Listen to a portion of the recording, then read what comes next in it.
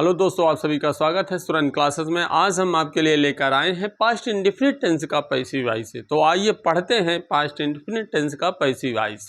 और आपको बता दें, खासकर कक्षा 9 और 10 वाले बच्चों के लिए लेकर आए हैं। अगर और कोई भी क्लासे 8 हैं या 7 हैं या फिर 11वीं के बच्चे 12वीं के बच्चे भी अगर पढ़ सकते हैं तो बिल्कुल पढ़ सकते हैं, किसी के लिए बाउंडेशन नहीं है। ठीक है, चलिए तो आज कक्षा 9 और 10 वाले पढ़ेंगे पास्ट इंडेफिनिट टेंस का पैसिव वॉइस।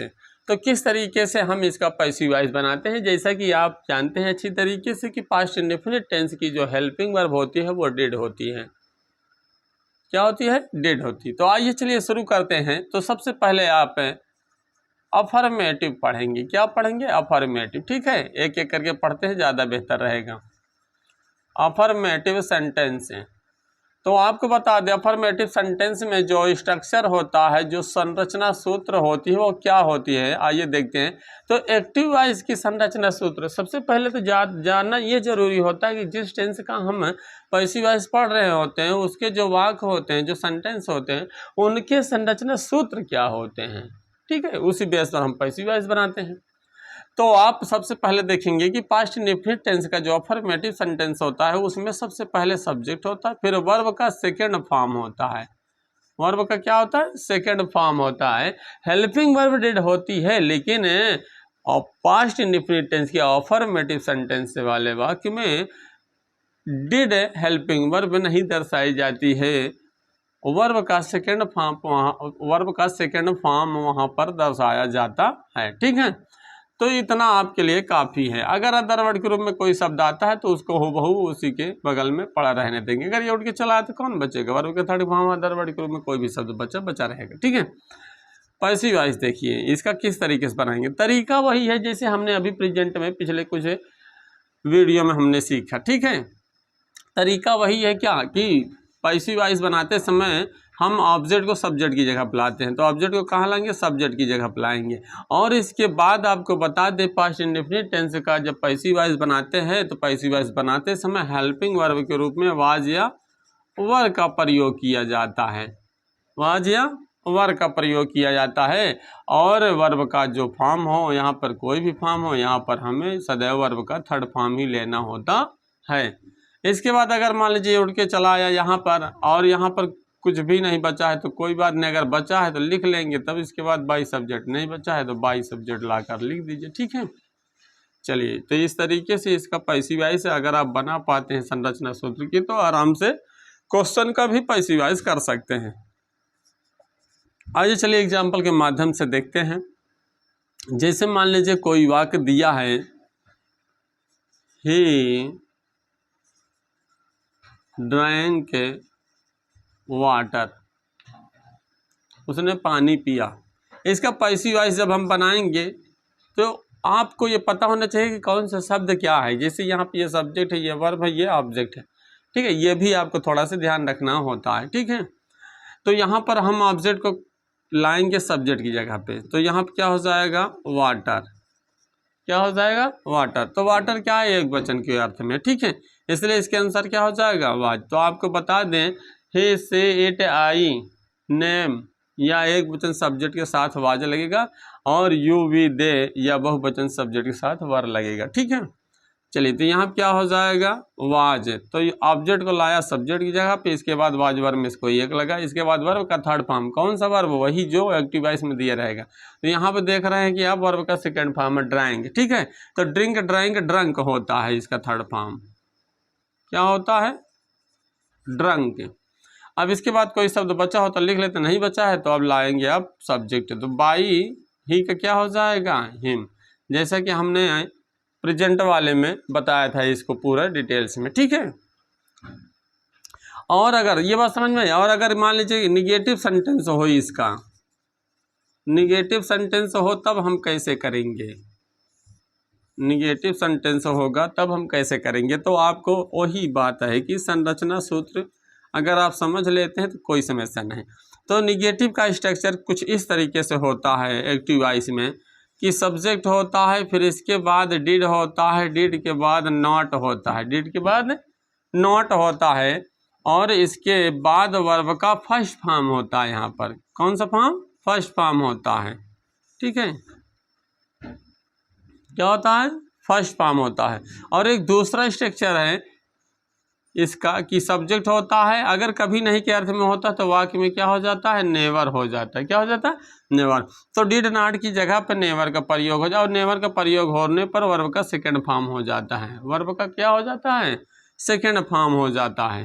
तो इस तरीके से इसके दो स्ट्रक्चर बन जाते हैं। तो अब आपके ऊपर डिपेंड करता है कि वाक्य किस तरीके का है। तो चलिए एग्जाम्पल के ऊपर समझते हैं, यानी एग्जाम्पल से समझते हैं। अगर डिड नॉट है तब कैसे करेंगे, नेवर है तब कैसे करेंगे। तो जैसे मान लीजिए दिया है कि she did not make the kite, उसने पतंग नहीं बनाया। ठीक है, अब इसका जब हम पैसिव वॉइस करेंगे तो क्या करेंगे, ध्यान से देखना। ये सब्जेक्ट है, ये डिड नॉट, डिड है हेल्पिंग वर्ब, उसके बाद नॉट लगा है, यहाँ पे मेक है, और यहाँ पे आप देख रहे हो ये वर्ब है, ये आपका ऑब्जेक्ट है। ठीक है, मिला लीजिए। इसका जब पैसिव वॉइस बनाएंगे तब कैसे करेंगे, है ना। तो पैसिव वॉइस आपको बताना भूल गया, सॉरी, यहाँ पे ध्यान देना। तो जब ये ऑब्जेक्ट को लाएंगे सब्जेक्ट की जगह पे ये होगा, और डिड की जगह पे क्या हो जाएगा, वाज या वर हो जाएगा। और नॉट जिस तरीके से लिखा हुआ नॉट अपनी जगह पे लिखा रहेगा, और वर्ब का क्या हो जाएगा, थर्ड फॉर्म हो जाएगा। अगर कोई शब्द बचा है तो ठीक है, नहीं बाई लगा के यहाँ पे सब्जेक्ट लिख देंगे। ठीक है, ये कुछ इस तरीके से। ठीक, चलिए, तो यहाँ पर आप क्या करेंगे, ऑब्जेक्ट लाएंगे, ऑब्जेक्ट द काइट।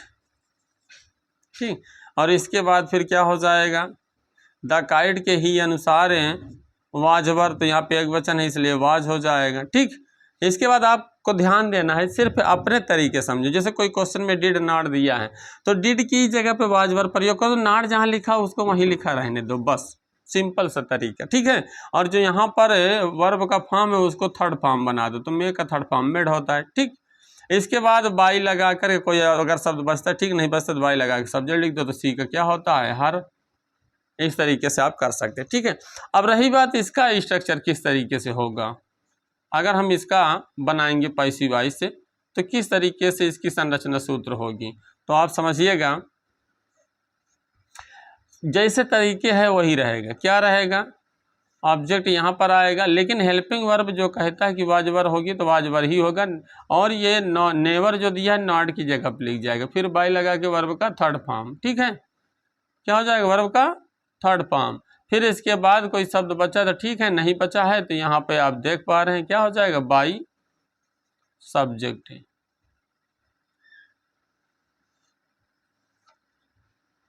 तो डिड नॉट और नेवर वाले में बस इतने फर्क है कि डिड नॉट वाले में दिख रहा है कि हाँ डिड की जगह पे वाजवर ही लगाना है, और नेवर वाले में ये नहीं दिख रहा होता कहाँ लगाना। तो आप सिर्फ इतना समझे जो रूल होता है पास्ट इंडेफिनिट टेंस का, कि पास्ट इंडेफिनिट टेंस का जब पैसिव वॉइस बनाते हैं तो ऑब्जेक्ट के बाद वाज या वर का प्रयोग हेल्पिंग वर्ब के रूप में किया जाता है। ठीक है, समझ में आई बातें। चलिए एक एग्जाम्पल देख लो इससे संबंधित। जैसे ही नेवर टूक टी, उसने चाय कभी नहीं पिया। इसका पैसिव वॉइस जब बनाएंगे क्या हो जाएगा, ही वाज। पैसिव वॉइस बनाते समय आप ध्यान देंगे कि ऑब्जेक्ट को लाना है, इसको नहीं लिखना है। ठीक है, हाँ इस बात को ध्यान देना। तो क्या हो जाएगा, टी वाज नेवर, टू का थर्ड फॉर्म क्या होगा, टेकन है, और फिर इसके बाद क्या कर देंगे, बाई हिम।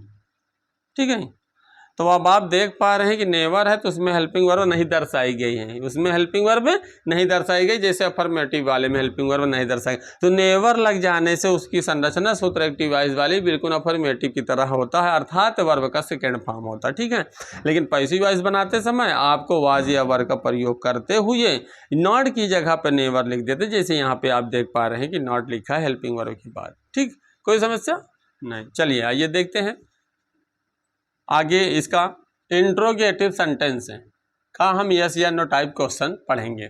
तो चलो सबसे पहले, जैसा कि आप जानते हैं कि इंट्रोगेटिव सेंटेंस दो तरीके से होता है, एक यस नो टाइप क्वेश्चन होता है, एक WH टाइप क्वेश्चन होता है। तो सबसे पहले हम यस या नो टाइप क्वेश्चन को समझते हैं। तो स्ट्रक्चर इसका क्या होगा,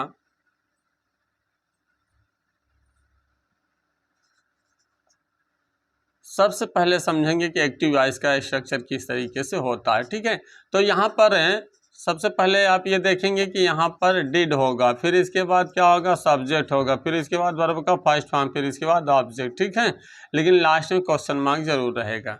इसका जब हम पैसिव वॉइस बनाएंगे तो क्या हो जाएगा, डिड की ही जगह पे वाज या वर हो जाएगा। या नहीं समझ पाते तो सीधा ये समझो कि पास्ट इंडेफिनिट टेंस के पैसिव वॉइस बनाएंगे तो एक्टिव वॉइस में हेल्पिंग और डिड होती है, लेकिन पैसिव वॉइस में हेल्पिंग और वाज वर होती है। ठीक है, सब्जेक्ट की जगह पे ऑब्जेक्ट लाएंगे। यहाँ पे आप देख पा रहे हैं कि ये इसके अनुसार है और ये इसके अनुसार। ठीक है, यहाँ पे कोई मतलब ये नहीं है कि एक वचन बहुवचन, ठीक है, सभी के साथ डिड होता है, लेकिन यहाँ पे आपको ध्यान देना पड़ेगा। इसके बाद फिर क्या होगा, वर्ब का थर्ड फॉर्म होगा, फिर इसके बाद क्या होगा, बाई सब्जेक्ट। अगर कोई शब्द होता तो लिखने के बाद बाई सब्जेक्ट लगाते। चलिए एग्जाम्पल के माध्यम से समझते हैं। जैसे मान लीजिए दिया है डिड यू ड्रिंक मिल्क, तो अब यहाँ पर इसका हम पैसिव वॉइस बनाएंगे तो किस तरीके से बनाएंगे, तरीका वही है कि सब्जेक्ट की जगह पे ऑब्जेक्ट लाना है। ठीक है, और यहाँ पर हमें पहले से ही नहीं वाज या वार लिख देंगे, पहले हम चेक करेंगे कि तो वहाँ से ऑब्जेक्ट लाने से पहले वहीं पे चेक कर लो कि ऑब्जेक्ट एक वचन है कि बहुवचन में है। तो हम देख पा रहे हैं कि ये डिड है, ये सब्जेक्ट है, ये वर्ब है, ये ऑब्जेक्ट है, मतलब यहाँ ऑब्जेक्ट एक वचन में है, तो इसका मतलब यहाँ पर क्या हो जाएगा, वाज। ठीक है, मिल्क के अकॉर्डिंग क्या हो जाएगा, वाज, तो वाज मिल्क। अब इसके बाद आप देख पा रहे हैं वर्ब का कौन सा फॉर्म होगा, third form, drink drank drunk. इसके बाद अगर कोई शब्द बचा होता तो लिख लेते, नहीं बचा तो कोई बात नहीं। अब लाएंगे सब्जेक्ट, तो बाई यू, यू का क्या होता है, ऑब्जेक्टिव केस यू ही होता है। ठीक है, इस तरीके से आप कर सकते हैं। और अगर बाय द वे मान लीजिए इंट्रोगेटिव में निगेटिव आ जाए तो उसका तरीका देखिए, क्वेश्चन के माध्यम से देखिएगा। ठीक है, जैसे मान लीजिए कभी भी अगर निगेटिव में हो इंट्रोगेटिव आपका, वो चाहे येस नो टाइप हो चाहे WH टाइप हो, तब आप कैसे करेंगे। तो एग्जाम्पल देखिए कैसे दिया है कि डिड सी नॉट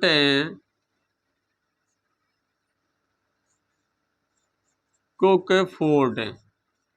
जैसे ये दिया है क्वेश्चन कि she did not cook food, तो आप जैसा कि जानते हैं कि कभी भी इंट्रोगेटिव निगेटिव होता है एक्टिव वॉइस में, कभी भी अगर इंट्रोगेटिव निगेटिव होता है तो सब्जेक्ट के बाद से नॉट होता है। तो बस करना क्या है, जब भी अगर ऐसे मिल जाए तो पैसिव वॉइस बनाना हो तो ऑब्जेक्ट को, इसको थोड़ा से न ध्यान देते हो, इस पर ध्यान दो कि ये डिड है, ये आपका सब्जेक्ट है, ये वर्ब का फर्स्ट फॉर्म, ये ऑब्जेक्ट है। ठीक है, तो ऑब्जेक्ट को यहाँ लाएंगे, तो हमने कहा ना अभी कि इसको चेक करो, तो चेक करिए पहले कि एक वचन में बहुवचन, तो ये ऑलरेडी एक वचन में है, तो इसलिए यहाँ क्या हो जाएगा, वाज फूड है।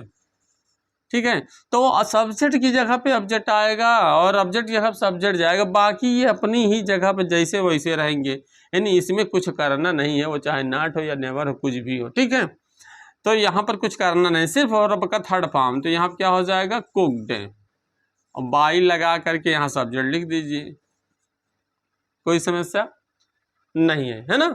चलिए, तो इस तरीके से आपने देखा कि अगर इंट्रोगेटिव सेंटेंस का कोई भी वाक्य अफर्मेटिव के रूप में हो चाहे निगेटिव के रूप में हो, उसमें कोई फर्क नहीं पड़ता, तरीके वही है कि सब्जेक्ट जगह ऑब्जेक्ट लाना, ऑब्जेक्ट जगह सब्जेक्ट ले जाना है, बस। ठीक है, और वर्ब का थर्ड फॉर्म करते हुए, बाकी हेल्पिंग वर्ब जैसे होगी वैसे ही हेल्पिंग वर्ब पैसिव वॉइस की वाज वर्ब होगी। तो चलिए अब इसका पढ़ते हैं WH टाइप क्वेश्चन। क्या पढ़ेंगे अब, WH टाइप क्वेश्चन। तो आइए इसकी पहले संरचना सूत्र को समझते हैं। ठीक है, इसके स्ट्रक्चर को समझते हैं। तो सबसे पहले एक्टिव वॉइस में देखिए क्या होता है, क्वेश्चन वर्ड होता है, फिर इसके बाद हेल्पिंग वर्ब के रूप में डिड होता है, फिर इसके बाद सब्जेक्ट होता है, फिर इसके बाद वर्ब का फर्स्ट फॉर्म होता है, फिर इसके बाद ऑब्जेक्ट होता है। ठीक है, और अगर अदर वर्ड भी होता है तो क्या दिक्कत हो, जहाँ पढ़ा है वहीं पढ़ा रहने देना है। ठीक है, कोई भी चीज़ इसके अलावा अगर आता है उसको जहाँ पढ़ा पढ़ा रहने दीजिए। देखिए, जब WH टाइप क्वेश्चन का हम पैसिव वॉइस बनाते तो सिंपल सा तरीका यह है कि क्वेश्चन वर्ड अपनी जगह पर रहेगा, कुछ करना नहीं है। पैसिव वॉइस में हेल्पिंग वर्ब के रूप में हमें वाज या वर का प्रयोग करना है। किसका करना है, वाज या वर का प्रयोग करना है, और सब्जेक्ट की जगह पे ऑब्जेक्ट आएगा, ये तो क्लियर है। चलिए, फिर वर्ब का क्या हो जाएगा, थर्ड फॉर्म हो जाएगा। फिर अगर कोई, हमने कहा ना कि अगर अदर वर्ड बचा है तो जहाँ बचा वहीं बचा रहने देना, नहीं है तो कोई बात नहीं, बाई लगा के सब्जेक्ट लिख देंगे। इस तरीके से इसका पैसिव वॉइस का संरचना सूत्र तैयार हो गया। अगर आप संरचना सूत्र तैयार कर लेते हैं तो आपको क्वेश्चन करने में समस्या नहीं होगी। ठीक है, चलिए क्वेश्चन देखते हैं। जैसे दिया हो question, when did you by clothes, तुमने कपड़े कब खरीदे। ठीक है, इसका पैसिव वॉइस बनाइए।